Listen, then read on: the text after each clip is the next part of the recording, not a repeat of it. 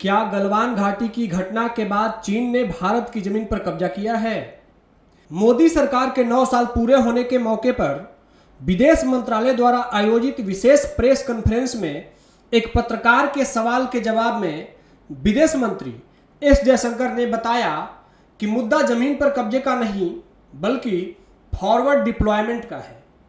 उनके अनुसार चीन के साथ सीमा गतिरोध भारतीय जमीन पर अतिक्रमण को लेकर था ही नहीं बल्कि मुद्दा वास्तविक नियंत्रण रेखा को लेकर है। सैनिक आमतौर पर वास्तविक नियंत्रण रेखा पर नहीं होते हैं बल्कि वहां सिर्फ पेट्रोलिंग होती है। हमारी फौज पेट्रोलिंग बेस से निकलकर एलएसी पर पेट्रोलिंग करते हैं और पुनः वापस अपने बेस पर लौट जाते हैं। जिन जगहों पर सैनिक 2020 से पहले गश्त लगाते थे, चीनी सैनिकों के फॉरवर्ड डिप्लॉयमेंट के कारण सीमा पर भारतीय सैनिक अब वहां गश्त नहीं लगा पा रहे हैं। नमस्कार, आज के मुद्दे की बात सीरीज में हम लोग भारत की चीन नीति का विश्लेषण करेंगे। अगस्त 2020 में गलवान घाटी में भारत और चीनी सैनिकों के बीच हुई हिंसक झड़प के बाद दोनों देश के बीच सीमा विवाद लगातार जारी है। दोनों देशों के बीच सीमा विवाद की शुरुआत चीन द्वारा 1965 में पैंगोंग झील पर कब्जा करने के साथ शुरू हुई तथा जिस क्षेत्र में चीन आज आधुनिक गांव बना रहा है वह 1959 से ही उनके अधीन में है। विदेश मंत्री के अनुसार वर्तमान मुद्दा केवल पेट्रोलिंग से संबंधित है क्योंकि गलवान की घटना के बाद दोनों देशों ने फॉरवर्ड पोस्टिंग की है। अतः यह भारत के जमीन पर कब्जा नहीं, आगे पेट्रोलिंग का मामला मात्र है। आगे उन्होंने कहा कि दोनों देश के बीच संबंध प्रभावित हुए हैं और ऐसा होता भी रहेगा। हम अपने संबंधों को सामान्य करने की उम्मीद करते हैं, लेकिन अगर बॉर्डर पर अमन चैन नहीं होगा तब तक यह संभव नहीं है। गौरतलब है कि प्रधानमंत्री नरेंद्र मोदी ने भी जून 2020 में कहा था कि भारतीय क्षेत्र में कोई भी घुसपैठ नहीं किया गया है। गलवान घटना के बाद से कॉप कमांडरों की अब तक 18 बार वार्ताएं हो चुकी हैं। इन वार्ता से दोनों देशों के बीच लगभग 4 सीमा संघर्ष बिंदु पर सहमति बन गई है, लेकिन दिप्सांग मैदान और डोमचक क्षेत्र को सुलझाना अभी भी बाकी है। कुछ विद्वानों का मानना है कि घरेलू राजनीतिक कारणों से सरकार सच्चाई को तोड़ मरोड़ कर पेश कर रही है, जबकि चीन सीमा पर सलामी स्लाइसिंग टैक्टिक अपना रहा है। कूटनीति के मामले में सलामी स्लाइसिंग टैक्टिक या सलामी स्लाइसिंग एक कड़ी के रूप में की जाने वाली छोटी छोटी घटनाओं को कहते हैं जो सम्मिलित रूप से बड़े परिणाम पैदा करते हैं।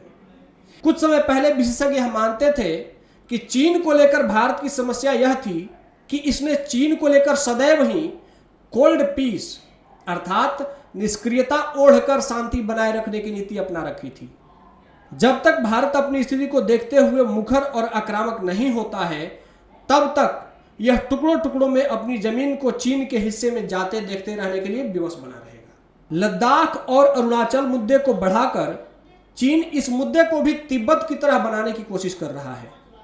उसका मानना है कि अरुणाचल नया ताइवान है जिसे चीनी गणराज्य में शामिल होना है। चीन की पीएलए का think tank China institute of international studies यह धमकी देता है कि भारत स्थिति को समझने में वैसी गलती न करे जो उसने 1962 में की थी। हाल के वर्षों में चीन ने भारत के खिलाफ संपूर्ण हिमालय में प्रेशर पॉइंट खोल दिए हैं। भारत की चीन से लगी सीमा के चारों क्षेत्रों में इस तरह की घटनाएं जानबूझकर की जाती हैं।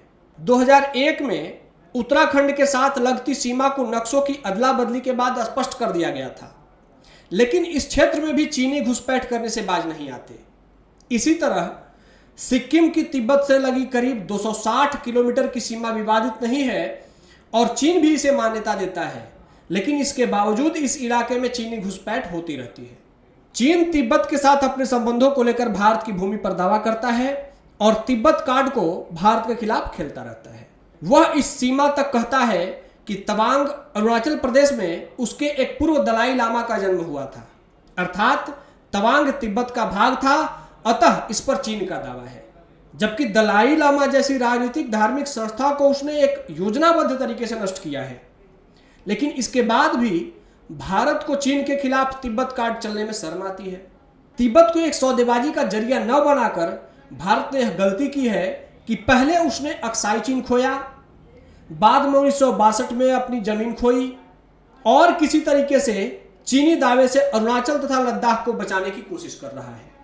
चीन हाइड एंड बाइट मतलब छिपकर मौकों का इंतजार करने की नीति को छोड़कर सीजिंग अपॉर्चुनिटीज अर्थात मौकों को पैदा करने की नीति में विश्वास करने लगा है।